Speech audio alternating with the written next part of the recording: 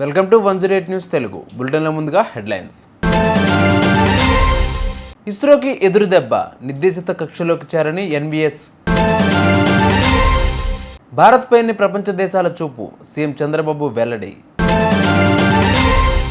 CBSE 10th inter తరగతి admit కార్డులు విడుదల. నేడు రాష్ట్రంలో కార్పొరేషన్లో మున్సిపాలిటీలకు హోరాహోరీగా ఎన్నికలు. భారత అంతరిక్ష పరిశోధన సంస్థ ఇస్రో జనవరి 29న శ్రీహరికోట నుంచి 100వ ప్రయోగాన్ని చేపట్టింది.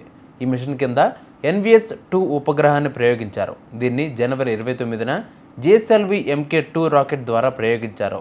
భారత అంతరిక్ష ఆధారిత నావిగేషన్ వ్యవస్థకు NVS-02 ఉపగ్రహం కీలకం.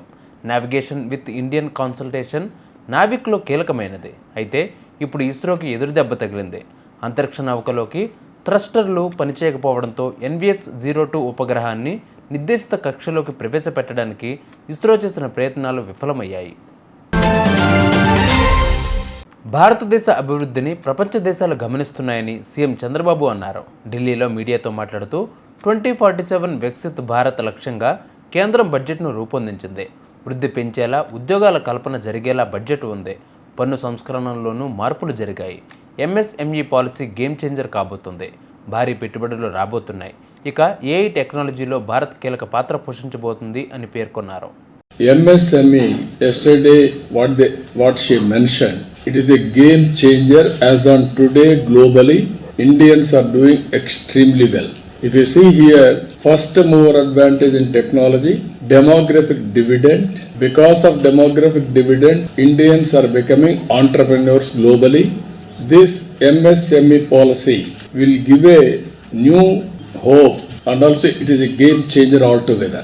And also if you see investment, very crucial, not only government investment, how to bring private investment, what are all the new models we are going to emerge.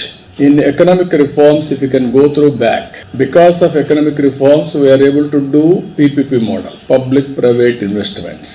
There is a total sea change in infrastructure, either roads or airports or ports or communication sector, especially bandwidth, connectivity, everything. Today, again this policy, investment policy, it is going to impact big way. New models are going to come.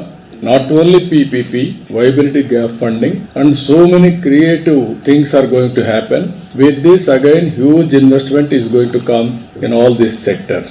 Tax reforms I have seen, taxation, financial sector, power sector, urban development, mining, regulatory. I remember very well, first regulatory commission has been set up by Andhra Pradesh government in power sector reforms. At that time, nobody knows what is regulatory commission. Then every department has come regulatory commissions now. Airport, airlines, or insurance, everywhere it is happening now. And also government efforts to accelerate growth is one aspect, and also secure inclusive development. That is where zero poverty. We are proposing now P4, public, private, people's partnership. Not only eradication of poverty, how to bring last mile at for others. Even today we are facing that problem, that this budget is going to give inclusive growth rate. CBSE 10th inter తరగతులకు సంబంధించిన admit కార్డులను board విడుదల చేసింది. ఫిబ్రవరి 15 నుంచి పరీక్షలు ప్రారంభం కానుండగా 10th పరీక్షలు మార్చి 18న, inter పరీక్షలు ఏప్రిల్ 4న ముగుస్తాయి. దేశవ్యాప్తంగా 8,000 స్కూళ్ల నుంచి సుమారు 44 లక్షల మంది ఈ బోర్డు పరీక్షలకు హాజరు కానున్నారు. ఆంధ్రప్రదేశ్లో నేడు 10 కార్పొరేషన్లకు, మున్సిపాలిటీలకు డిప్యూటీ మేయర్లు, చైర్మన్లు, వైస్ చైర్మన్లను ఎన్నుకునేందుకు ఉత్కంఠభరితంగా ఎన్నికలు జరగనున్నాయి. ఈ ఎన్నికల్లో అధికార వైసీపీ, ప్రతిపక్ష టీడీపీ మధ్య తీవ్ర పోటీ నెలకొంది.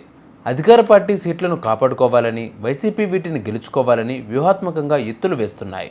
ఈరోజు రాష్ట్ర వ్యాప్తంగా పలు కార్పొరేషన్లు, మున్సిపాలిటీల్లో ఎన్నికలు నిర్వహించనున్నారు. చూసారుగా ఇవి వాళ్ళ బులెటిన్ అప్డేట్స్. మరిన్ని అప్డేట్స్తో మళ్ళీ మీ ముందుకు వస్తాను. అంతవరకు కీప్ వాచింగ్ 108 న్యూస్ తెలుగు.